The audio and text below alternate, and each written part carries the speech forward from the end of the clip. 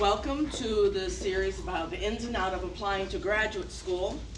My name is Cherie Francis. I'm from the Graduate Division's Fellowships and Financial Services Unit. I'm filling in for Dr. Ann De La Cruz, who is the Assistant Dean of Diversity, Inclusion, and Admissions in the Graduate Division, because she was out ill today. So bear with me. You have the handout, so follow along. I'm gonna, please hold your questions until the end. If you wanna write them down with a handy dandy grad division pen, please do that so that we have, and I also have your questions that some of you submitted ahead of time. So what I'm gonna be talking about today are those of you who are here, you're thinking about graduate school. Now, graduate school comes in a variety of ways. There's a professional school for law, dentist, medicine. Then you have the academic side for the PhDs and the master's programs, and the professional masters, masters of public health, masters of public policy, masters of business administration, all different kinds of alphabet soups. So we're going to talk about how to research the graduate program or department that is right for you. Right off the bat, you're going to, when you're looking at graduate schools, you're looking at it very differently than when you looked at undergrad. You're no longer applying to UCLA or all of the UC campuses. You're applying to the Department of English that happens to be at UCLA, or you're looking at the Department of Chemistry that happens to be at the University of Michigan. It's much more focused on the department and your relationships with the faculty and other grad students. So again, don't think about the university, look more at the specific department or program. And then part of that is how you're going to have to brand yourself. You can't just go in and say, you know, I'm great, you need to put me into your program or your department. You need to figure out, you know, what exactly is it that you want to do in grad school. I saw one of the questions was, can I change majors in grad school? Not a good idea. You need to really be focused. It's okay if you're not ready to go right after you finish your undergrad, but take the time to figure out what it is that you're going to be passionate about, particularly if you're going to a doctoral program. Doctoral program is run anywhere from 5 years to 12 years, depending on the field, okay? So you really have to be enamored about it. Master's programs run anywhere from 1 year to 4 years, depending on the field. So we're gonna talk about all of these things, how to apply to grad school, the interviews. Some departments require interviews, and so this is gonna be starting to help you think about how to do that. Reviewing the timeline, the checklist, and tips for applying, and then we're going to have time for Q&A. So, okay, depending on the field, terminal degree may be a master's or a doctorate. So what you need to do to figure out, even if you need to go to graduate school, is think of the job or the career, actually the career you want to have, and then work backwards. Who is doing what you want to do, and then have an informational interview with them to see how did you get to where you are? What degree do I need? Am I okay with a bachelor's? But if you want to teach at the college or university, yes, you're going to need a doctorate. Maybe if you want to teach at the community college level, you would need a master's. So depending on what the field is, you need to figure out which one is right for you. And don't decide on a degree just based on how easy it is to get funding. There's a lot of funding out there for PhDs in the life and physical, even the social sciences. But if that may not be for you, you may be okay with a master's. Okay, so it's sort of like an overlapping circle, right? Overlapping circle. You're going to take your skills and interests, what you want to do, what are your career plans and goals, and then how does that fit into the particular program or department? Again, you could have a horrible time at UCLA if you select the wrong department or program. So make sure, and I'll give you some tips later on about how you can start identifying which program is for you. So you want to start researching your grad programs, right? So you need to figure out what it is you want to do. So as I said, you want to clarify your career plans and goals. If you have no idea what they are right now, that's okay. Downstairs is the Career Center. Definitely take advantage of the information sessions that they hold. They have a list of them in the back as well as downstairs. You can find out the calendar for the fall term, and they can help you develop. They also have a test or some kind of a rubric or instrument where you can answer questions to help determine what is the best field or career for you. So research the requirements of the career path, maintain a competitive undergrad and graduate GPA. So here at UCLA, we need a minimum cumulative GPA of 3.0, and we only look at the last 2 years of your undergrad. Some departments require a certain GPA in your major, but they'll specify that in the department requirements. But in order to get admitted overall, you need a minimum of 3.0 in your last 2 years. So participate in undergraduate research. Now I know I'm talking to a lot of you in the humanities, you may not think I don't do research. Well, you kind of do when you're doing, you're looking up articles in the library or doing archival work. When I speak of research, I don't just mean what's in the wet lab. I mean, you're also just looking up information for what you're going to use to write your papers. So participate in undergraduate research programs. They're available at all the UC campuses. Most of them are going to be, I'll give you that, in the life and physical sciences. But if you look nationwide, there are some available also in the social sciences and humanities. I think Stanford, for example. And when you're looking for these undergraduate research programs, particularly the summer ones, you should never have to pay. They should be paying you. So make sure you're looking to see what's available at the various campuses. During the academic year here at UCLA, you can participate in what they call the Summer Research Program, hosted through there's the North Campus one, office is in Murphy Hall, and the South Campus one is based in the Life Sciences building in the Science Quad. So always be on the lookout for summer research opportunities, as I said, and here's the link for the one at UCLA. So additional resources for looking for funding. Okay, so you want to read the institution and department's websites. Never go to a department and say, what are you about? What do you offer? You need to show that you're doing your homework. You've done your homework. Personally visit the departments and the campuses. So that's easily done. Anyone here a McNair Scholar? Mellon Mays Scholar? Okay, these are some of the undergraduate research programs that you might want to, particularly those of you who are in first and second year, you might want to consider applying for those, because those are concentrated graduate prep programs that will prepare you even better to be a competitive graduate school applicant. And they also have some benefits like paying for your professional organizations, memberships, paying for trips to potential grad school, so consider that. Ask your faculty for recommendations, particularly, and your graduate students who are the leaders of your discussion groups or your teaching assistants.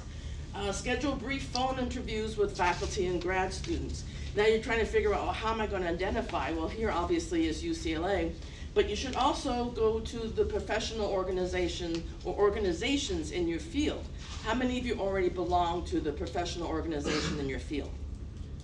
1 out of almost 100 of you. That's not enough, okay? If you're not sure what is the professional organization in your field, look at the bulletin boards in your department's hallways. Look at the CVs of your graduate students, of your professors. Where do they give presentations? Which organizations do they belong to? It's perfectly okay to join as an undergrad. You don't have to be planning to make a presentation, but there are all kinds of perks to belonging to the professional organizations.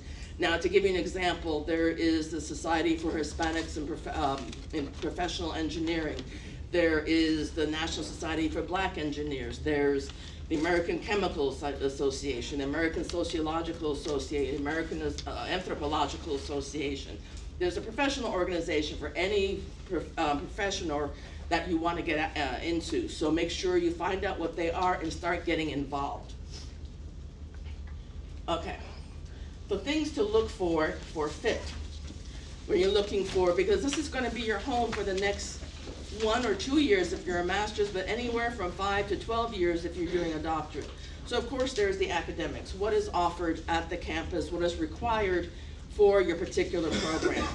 What housing is available to me? Do they have information or support for my family and or children? What schooling and childcare services are available? UCLA has, for example, some family housing in the Palms Rose Boulevard area. We also have now a new school that just opened up, the Geffen Academy. What kind of student government opportunities is available? What are the graduate student organizations that you can get involved with?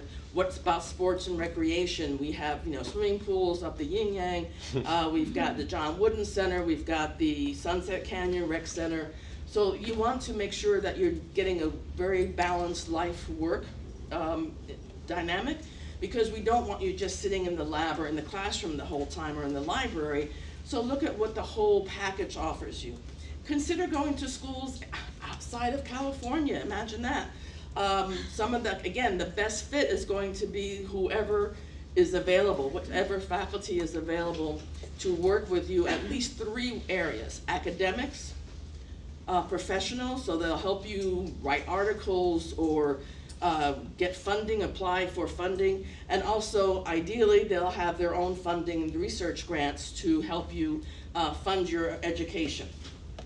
What about the arts and culture? What are conferences and annual meetings do they have and do they support? What kind of professional networking is available? What kind of development opportunities are they for professional development and career? So who's in your network, okay? If you don't have all these networks, consider actually enlarging your network. So definitely faculty, because faculty will know other faculty who are doing work in your field. And they can maybe recommend that maybe, a big institution like UCLA and that program, or a big grad program, might not be the best for you, so maybe they'll recommend something for you in little teeny tiny podunk town, but they'll know that you have good academics. Consider alum organizations, grad recruiters. Yesterday, I hope you all went to the grad fair that was here on campus. Postdocs are students who have, or not students anymore, but scholars who have received their doctorate, primarily the PhD, and then they go to institutions and centers to conduct research, maybe to turn the dissertation into a book. So there are scholars in training on the way, but they are a very good resource because they are freshly out of grad school. Student affairs officers, they're called different things in different campuses, but people like Isamata and Jessica and everything, those are the ones who really are not so much the gatekeepers in a negative way, but they all do know the ins and outs of their programs and departments. So how do you set up an informational interview? It can be daunting because you're calling someone you don't know, you're calling a faculty member, and you feel, I'm just a lowly undergrad. But that's what they're here for. In addition to teaching and doing research, they're here to attract you as potential grad students. So, informational interview and types of questions, all right? You can ask them, what are the availability of summer research program opportunities for you now as undergrads, okay? What are the specific admissions process or requirements? Definitely look over the FAQs, the frequently asked questions, or look at their websites. You have the UCLA handbook, What's Next. It's not quite for 17-18, but it's pretty much information that stays the same. Connect with faculty who align with your research interest. Again, but one of the differences between graduate study and undergraduate study is that part of the success of graduate study is going to be the relationship that you develop between you and your faculty. That's why, again, it's very important that you research faculty with whom you want to work. Because if you go someplace where there's no one doing who can direct you in what you want to do, then you're wasting your time. Connect with grad students and postdocs. So graduate students are living the experience. Definitely when you go to campus visits, arrange to just have dinner or drinks, if you're of age, of course, with current graduate students, and ideally have them away from, the meetings away from administrators and faculty, so they could tell you really honestly, this is a great program, this is not a great program, it could use some more tweaks and, bells and whistles. What kind of support are there for graduate students? What academic and financial? I would also add professional, like I said, helping you write articles, helping you find funding. And any other questions you think you might want to know. So, okay, so how do you identify faculty? Several different ways. Online, of course, the department's website and publications. When you're reading articles, in the field that you like. Of course, the articles are going to have references, bibliography at the end. So you want to figure out who's writing these articles, and you want to find out where they are. In person, the conferences, again, the professional organizations that I know everyone's going to join at the end of this session. You don't have to be a member in order to go, but if you do go, the registration will be cheaper. Also, they have funding for their members. It's something maybe as small as conference or research travel expenses, but they also might have full-fledged fellowships. But it's also a good place to do networking, because some of these conferences are huge, right? They take place over 6 or 7 days and over 6 or 7 hotels. So by day 3, people are just sort of hanging out in the lobby or sitting in the hallway. So it's a great place to go up to somebody and say, I heard your presentation, I read your article, I'd love to buy you a cup of coffee and talk to you about your program to see if you want. If you want to follow up with that individual. Office hours you should go to. Then definitely others, get referrals. Ask people, well, what do you think I should do? Again, figure out these are the best people who know the insides and of the program that you're interested in. So definitely talk to them.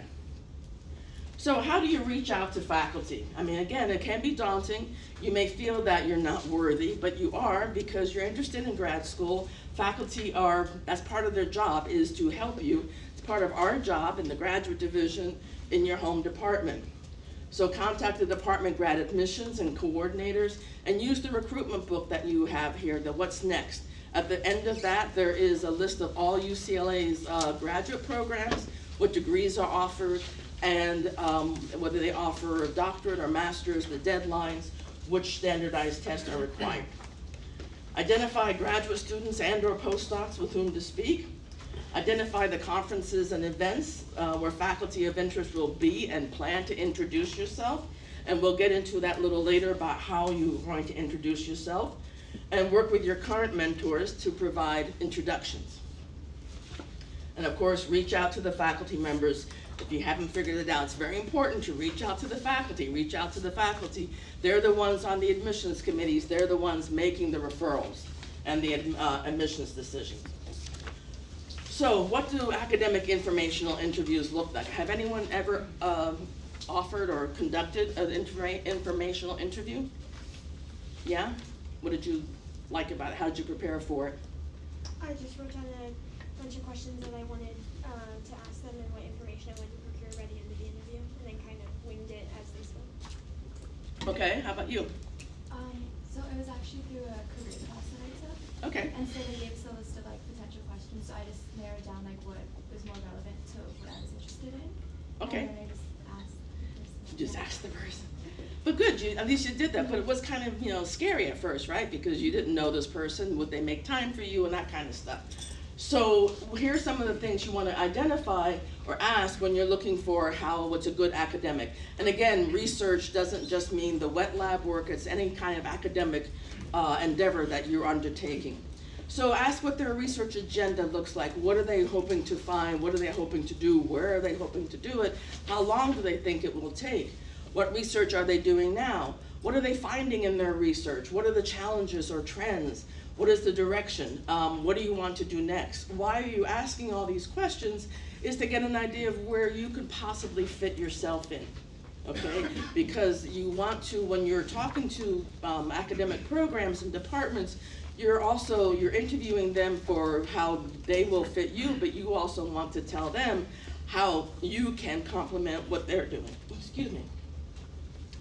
Follow-up and relationship management. So follow-up is key, particularly for a program that you really want to get to. So you don't just want to drop in and then out and never communicate with the person again. You have to maintain relationships.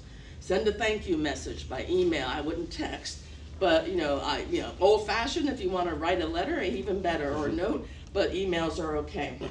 Let's see, potential informational interview for another person. Ask them who else they might recommend that you talk to.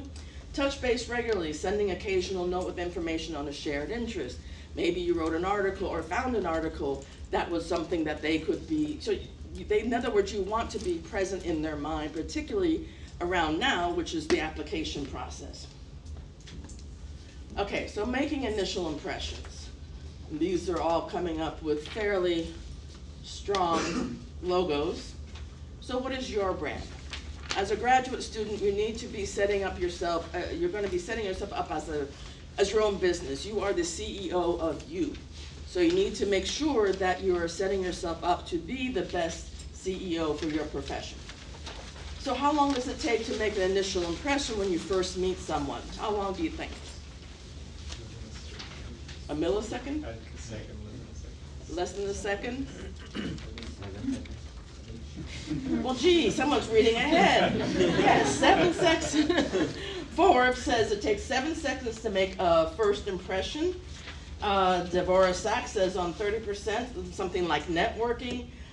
Pew Research shows that 72% of internet users use social media.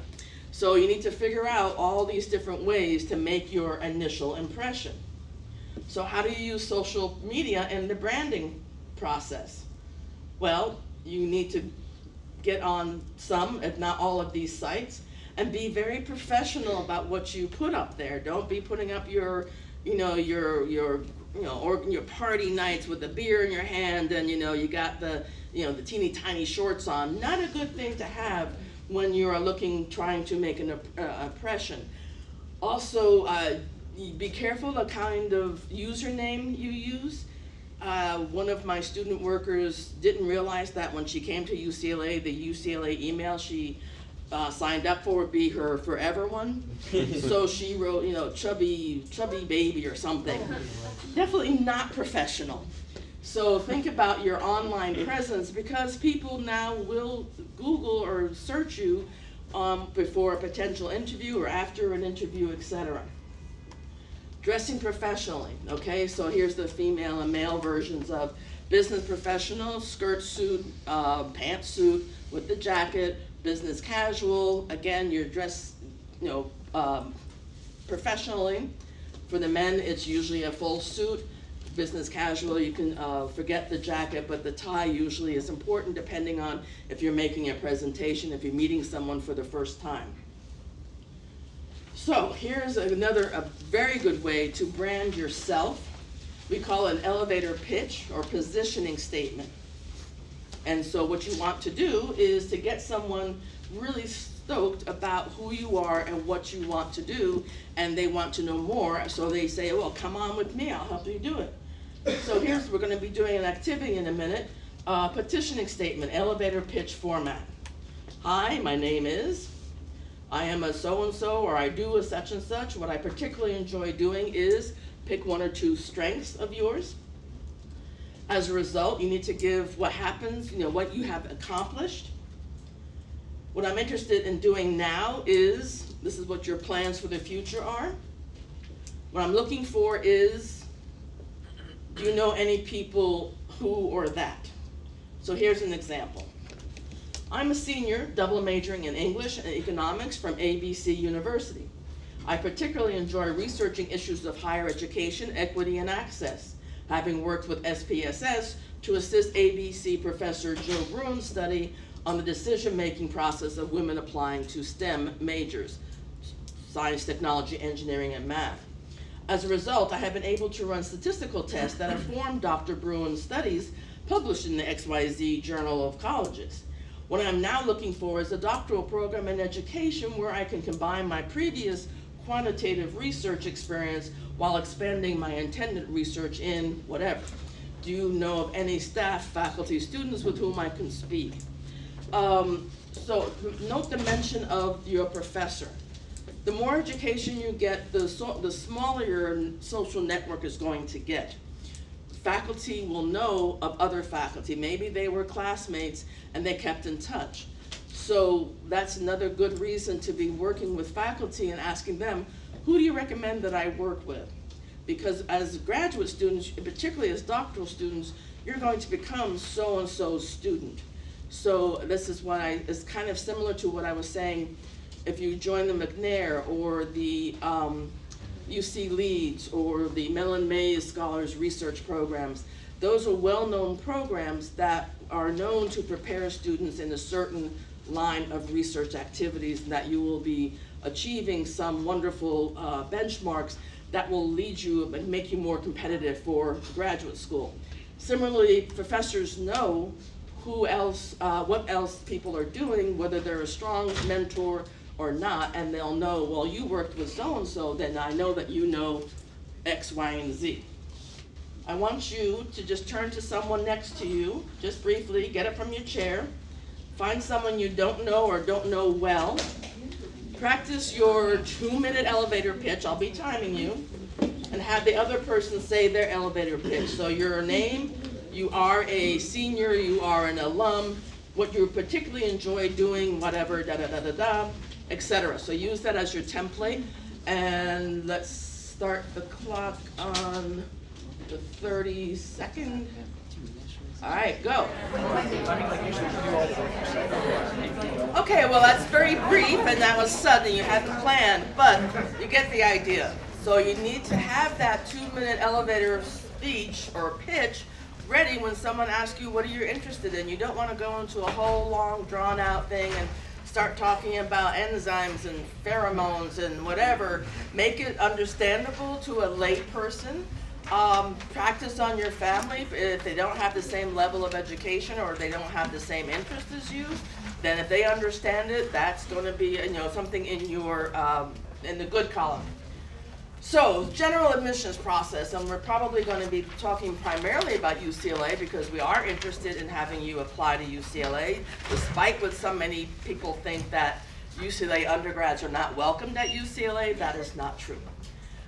So, what you need to do is get organized, something I am not, but you want to research the graduate programs, and again, if you're able to be geographically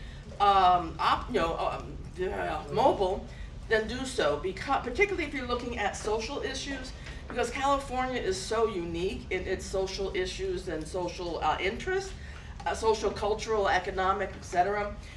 You really should be looking at other large cities, Miami, Philadelphia, New York, Chicago, and then you can always come back to California. It's a very relatively short period of time that you're going to be in graduate school. So if you are able to be geographically mobile, I highly recommend it. So you want to create a schedule. What are the action items? What do you actually have to deliver or turn in? And then what are the deadlines? And for the deadlines, you also need to be very cognizant of, is it a postmarked by deadline, or is it must be in hand at the agency deadline? And if it is something that must be in hand, what time zone are they talking about? That's very important. Okay, so graduate online application required materials. This is for UCLA. But they're similar. You need to do all of this research wherever you're looking to go. So the online application and application fee, make sure you send in, if you're eligible, the application fee waiver request form and supporting information. For example, if you're currently on financial aid here at UCLA, you can get a letter from the financial aid director stating that you're on financial aid, and it would be a hardship for you to have to pay for the online application fee. Similarly, for the GRE, you can also, for some of the standardized tests, there are ways that you can request to waive out of the application fee. What's needed? The statement of purpose, personal achievements, contributions, resume, CV, submitted via the online application. 3 letters of recommendation, and we'll go into how you actually ask for and follow up on letters of recommendation. Official GRE or whatever standardized scores are recommended. And again, I'll go through what the timing of those should be.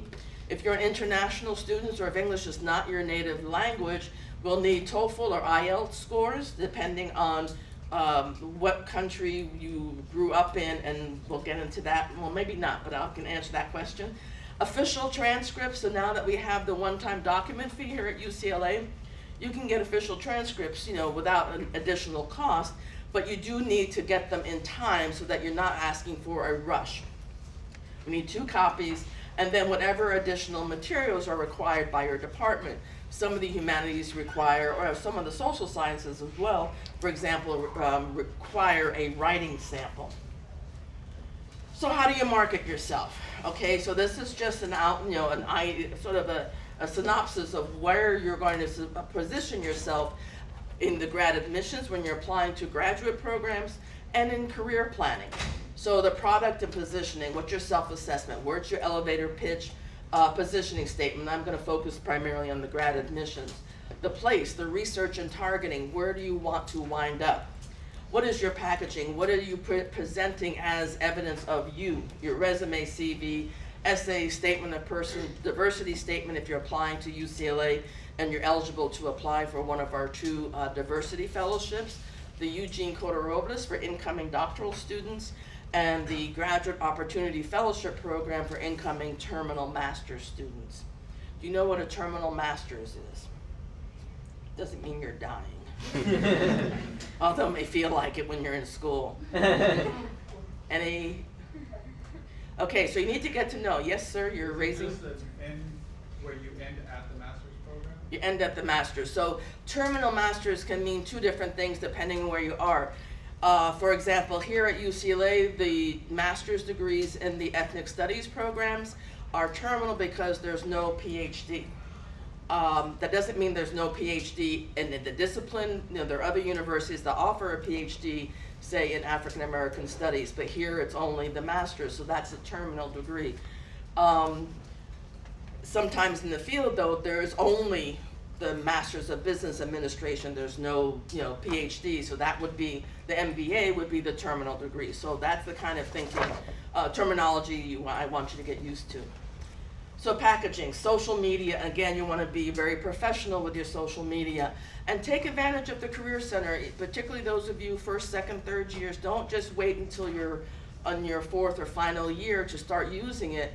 Go downstairs, make appointments. They have information about, like this booklet here has several different types of resumes and CVs, depending on if it's chronological, if it's just by targeted, by discipline.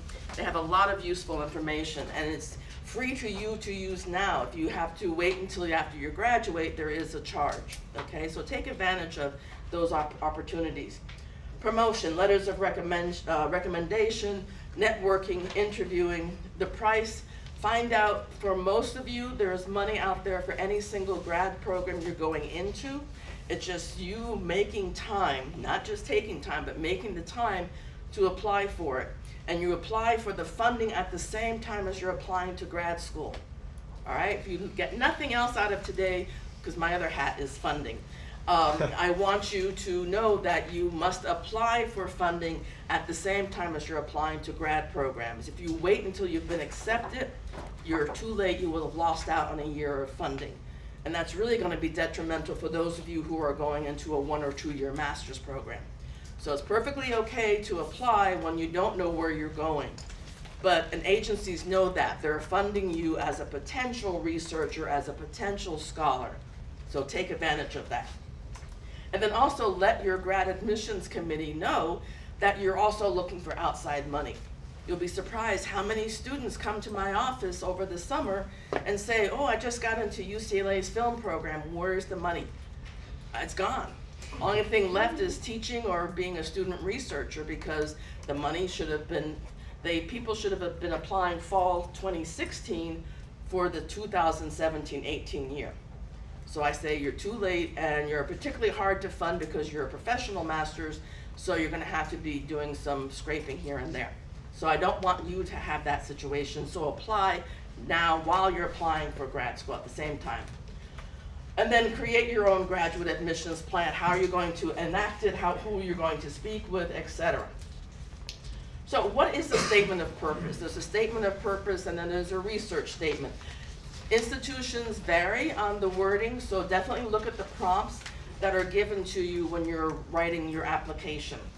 So here at UCLA, the prompt is asking about your motivation, your academic preparation, your professional goals. What prompts you to want to go to graduate school? Why are you pursuing graduate study? What are you inspired to research, to learn?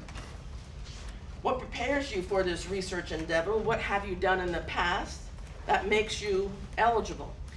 Again, you can't be going to grad school just because you can't find a job. You have to be impassioned, you have to be in love, you have to be enthralled with whatever you do. And it took me 4 years between my undergrad and first grad attempt So that's perfectly okay, because I didn't know what I wanted to do, but as I worked over the 4 years, I find that, oh, this is what I want to do, and I learned that way. How do you plan to put your graduate research to work? What's your future occupation or profession? Do you have any other experience or characteristics that prepares you for graduate study? And the preparation and aptitude, and again, consider those research programs either during the summer or during the academic year and the summer. Okay, diversity personal statement. This is your chance to get more personal. So the other one, the statement of purpose, was more about why and about the field itself, the experience, the specialization. This is more about you. At UCLA, I mentioned we have those 2 diversity fellowships, and we're asking about what contributions will you have or have you made that you will bring to the campus community in terms of diversity. You don't have to speak to every single one, but this is just a good sampling of what you should consider. Do you have accomplishments, non-academic or fine? Don't forget to include volunteer. If you work in your house of worship, or if you do community work with maybe teaching children of farm workers English as a second language, all that kind of stuff is good, and it shows that you have some drive and that you've done accomplishments. You're not just sitting in the yard reading your iPhone or a smartphone.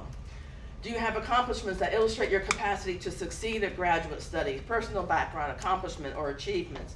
What challenges have you had to work to overcome in order to have the opportunity to obtain an education? Economic challenges, caring for a family, or other challenges. Are you the first in your family to go to college?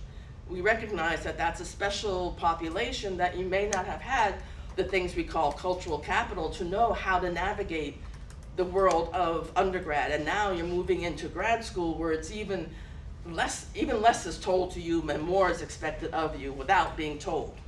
So that's the kind of thing you need to talk about. What unique life experiences do you bring with you? Unusual or varied life experience that might contribute to the diversity of the graduate group. And diversity is writ large, right? We're in California, so we've got the restrictions of Prop 209 holding us back from speaking specifically about race, ethnicity, sex, etc.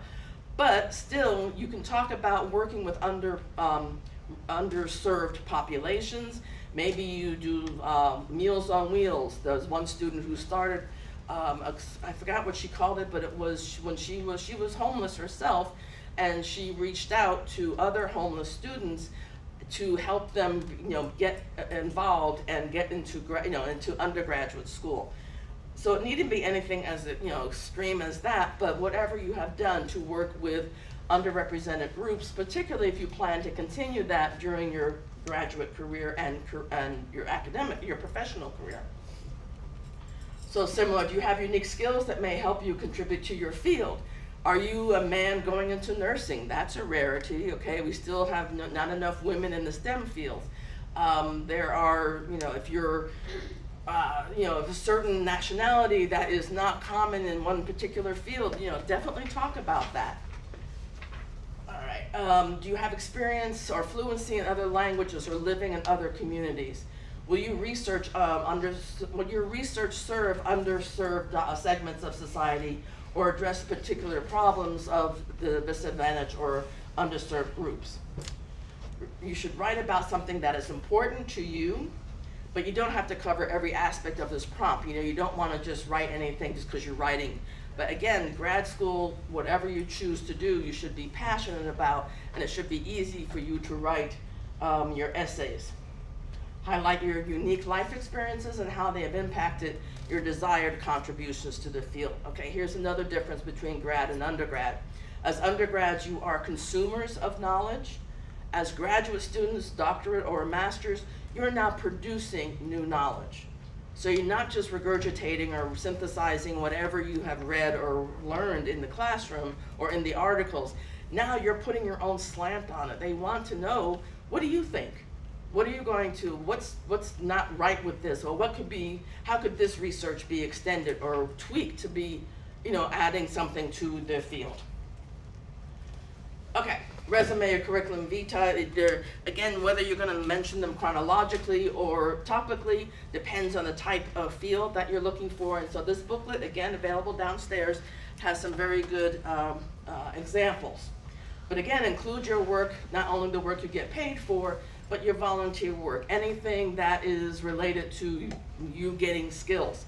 If you're taking care of your younger siblings, well, that's got to be some kind of supervision experience, right?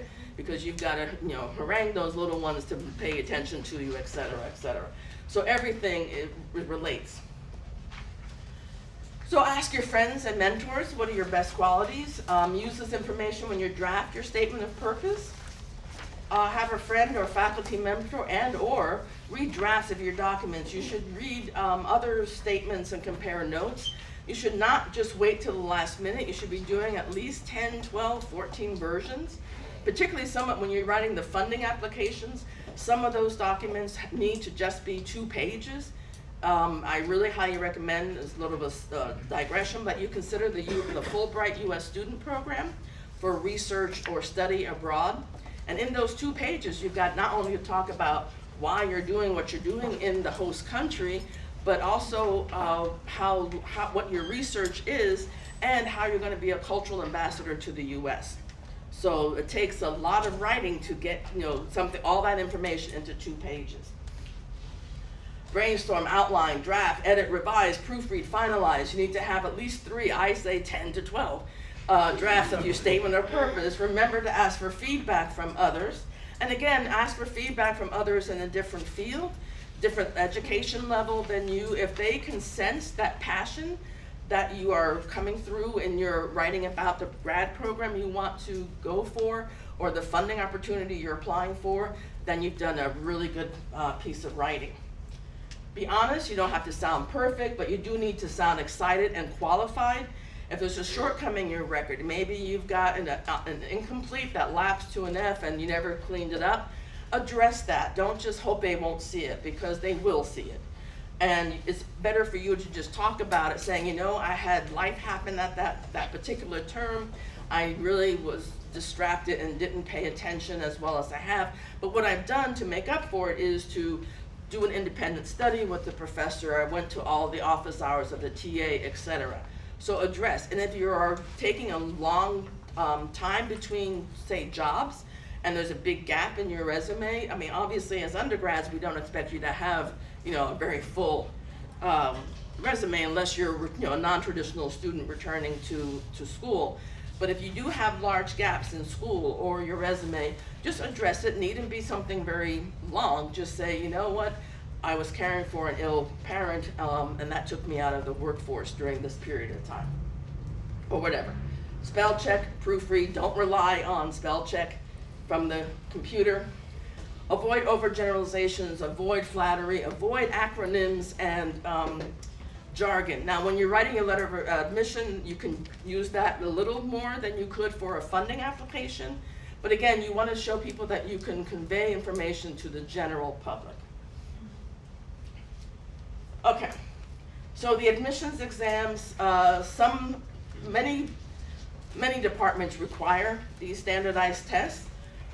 So if they do, make sure you take them and know what they are, and that you take them in a timely manner so that the results will get to the admissions committee by the deadline. So don't push it. Take the standardized test at least 1 month prior to the application deadline, preferably the summer before. So the time for the Educational Testing Service, ETS, to score the test and transmit the score to the institutions you have requested. Now, what I did when I finished undergrad before, and I knew I wasn't going to go to grad school right away, the standardized test scores are good for 5 years. I think they still are. So while I was still in academic mode, I took the GRE and just gave myself 5 years to identify a grad program. I didn't know where I wanted the scores sent at the time, but there is a way to then go in later and say, send it to this department, send it to that department. Register early to make sure you get a spot and the date you desire. And there's also, of course, there's the standardized test prep offered by Extension, for example, Santa Monica College, I'm sure. There's some free resources such as the GRE Power Prep you might want to consider. Now, similar to informational interviews, obtaining letters of recommendation can be daunting. At least you know the person, or you hope you know the person that you're asking for, because letters of rec are, particularly at the grad school level, where the application is reviewed as a whole, not just by GPA or GRE score. But letters of rec are very, very important. A good letter of rec is one that talks about you as an individual, not just one that says Susie Q came to class, sat in the front row, got an A. That doesn't say anything because we can see on the transcript that she got an A. But Joe Bruin had a little bit of a harder time. He started the term with a C+, because he had some personal issues. But then he did an independent study with me, and he did. He came to all the office hours of the teaching assistant, and he finished up the quarter with a B. All right, Susie got an A, Joe got a B, but he got the better letter because it talks about him as an individual.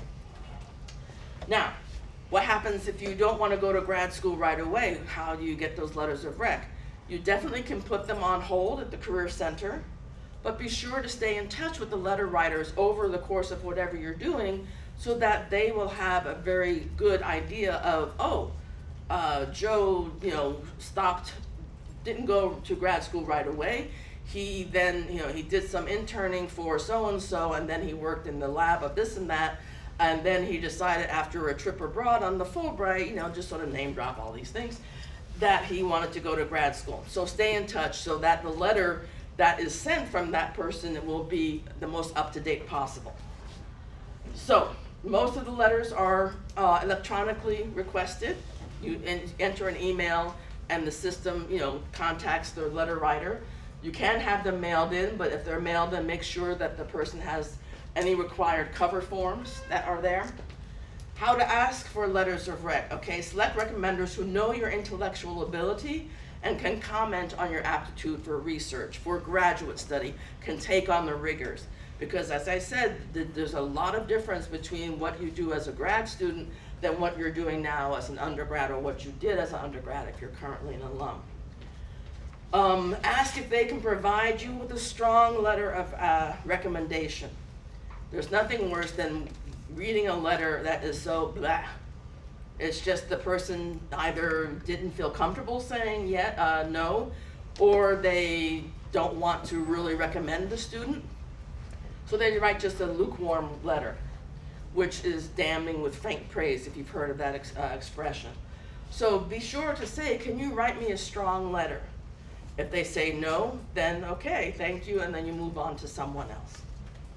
Give your recommenders plenty of notice, okay? At least 6 weeks in advance, because they're not just writing a letter for you, they're writing a letter for the students that came before them, for postdocs who they're now working with perhaps, people asking for a letter of rec for a job application or a postdoc application. So you want to give them as much time as possible, and make sure they have all the instructions for how to submit the letter, time, deadline, postmarked by, whatever. And you may want to, they says here, give them all that information at least 1 month, but I would give it to them all at the same time as you're asking. And then also make sure that they have a copy of your latest statement of purpose, your CV, and you can also ask them to highlight certain things that you really want to have them highlight in a connection with the program you're looking for. So create a list of all the schools, and don't feel bad asking the faculty for 5 or 10 letters. That's, again, their job. But make it easy for them by giving them the time and all of the details that they need, so that you're not coming to them the day before and say, oh, can you get this letter in? I need it by tomorrow. That will never work. I mean, unless you have a person who really, really likes you. Provide them with a package, the draft of personal statement, unofficial transcripts with the grades you received in the classes, copy of the papers or assignments. This is particularly if you're asking a professor from a large lecture class. Now, if that case, letters from teaching assistants are really not the best, but conversely, you want letters that talk about you as an individual, and that may be the TA. So if that's the case, ask the TA if the professor on record will sign the letter that the TA writes. That's sometimes a possibility. And also, you don't necessarily need letters from faculty unless the department specifically says we want someone who can talk about your research. Letters from your supervisors at work or your volunteer situation, from your houses of worship if you do work there, all kinds of things that talk about you and your capacity to and undertake graduate study is something that they're viable. Transcripts, official sets. So again, don't wait till the last minute. All post-secondary institutions, that would include community colleges. Make sure you order them in advance so they arrive well before the application deadline, and whatever materials are required by your department, and that sheet in the back of the booklet that you have, the what's next, tell you pretty much what's also required by the department, but definitely look at their website for the most up-to-date information. Some departments will ask you for an interview, so don't panic. Again, the Career Center downstairs can help you prepare for that. They don't just help you for interviews for jobs. So they'll ask you to describe a project or experience that you're familiar with, describe preferences on the environments that you thrive in, talk through how you would solve a problem. All these different types of things to figure out who you are, how you think. Brainstorming, what got me here today, think of your accomplishments. What's interesting to me from a research perspective, and again, I'm talking about whatever you're undertaking as an educational endeavor. Research is not just restricted to the science research. Bless you. What experiences do I have? Why UCLA? Why this department?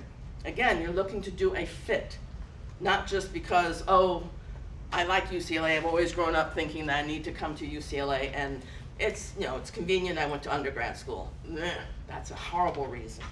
All right. What am I interested in doing after grad school? Do you have a purpose? Why are you even doing the money or the time to go to grad school? What are my key differentiators? What makes me different than all the other applicants you're going to get? Who are the faculty with whom my research interests align? What can I contribute? Again, you're looking for what the department can do for you, but what can you do for the department? Okay?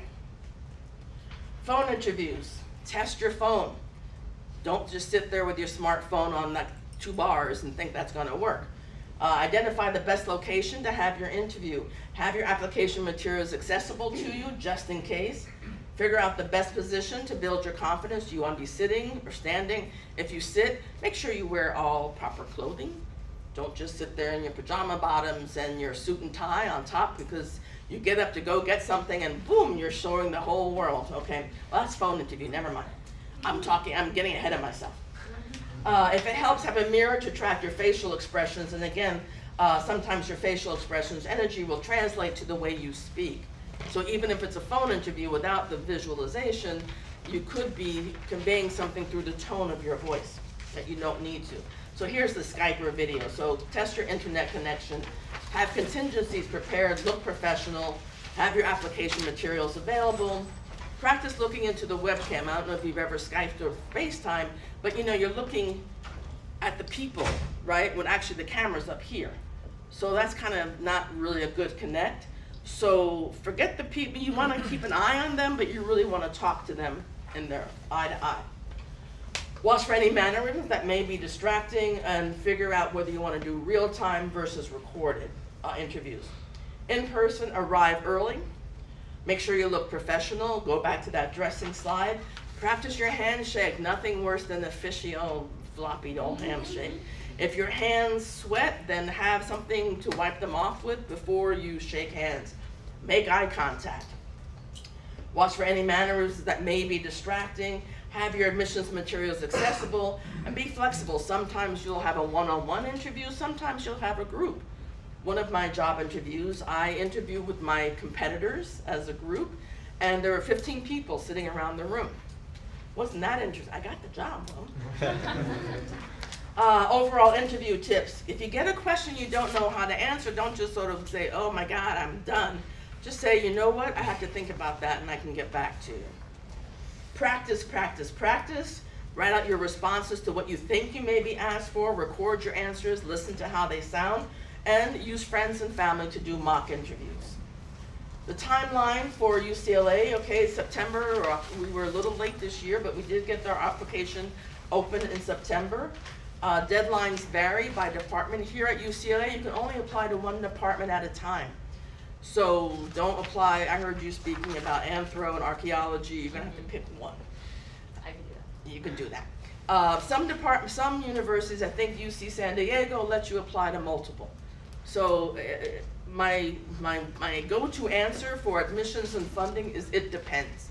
There is no one stock way to go about the admissions process. What I've done here through Dr. Dela Cruz's slides is to give you an information about, overall what you should be looking for. Different timelines, admissions processing, notification. We have until if you get a financial offer, until April 15th to respond to an offer of admission.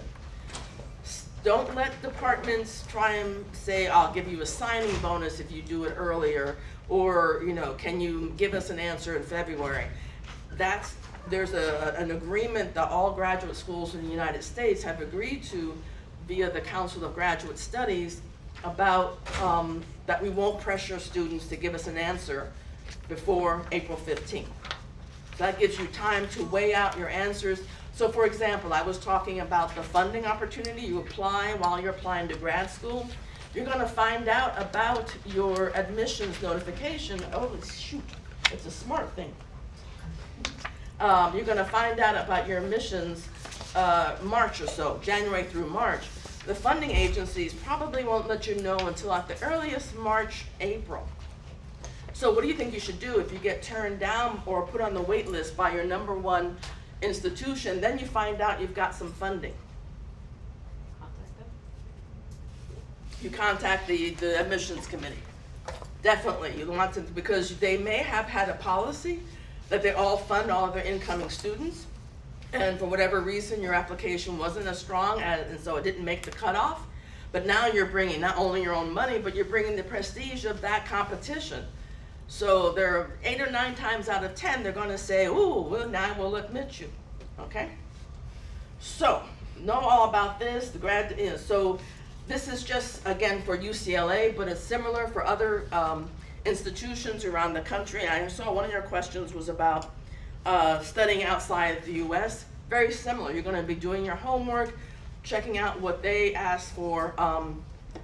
For example, today we had a visitor from the University of Manchester in England, and they have a rolling admissions deadline. I mean, there's no particular deadline, but they have many different graduate programs. So if you're interested, I'd be glad to take your information and send it to the professor, to the recruiter who was here yesterday, or this morning rather. Okay, I'm Cherie Francis, C. Francis with an IS at grad. Oh yeah, she put her email in the back, the last slide. cfrancis@grad.ucla.edu. I also talk about funding. So, go out there, apply or plan to apply, and good luck to you.